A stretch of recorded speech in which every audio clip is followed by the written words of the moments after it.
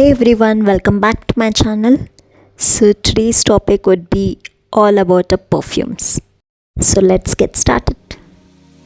Perfume mistakes we all keep doing. Using perfumes but they just don't last. It's not your perfume, it's just you. Let's fix those common perfume mistakes you probably make. Applying perfume on a dry skin? That's a no-no. Perfume sticks better to a moisturized skin. Let you know what is this at the end of the video. So use a scent-free lotion or a petroleum jelly first. So here I'm using a special one. Perfume belongs on your skin, not just your clothes. So apply it on pulse points like your neck, wrist or behind the ears. So here less is more, no need to shower in it.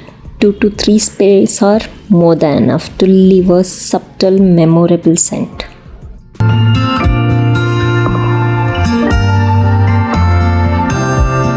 Stop rubbing your wrist together. This breaks down the fragrance molecules, making it fade faster.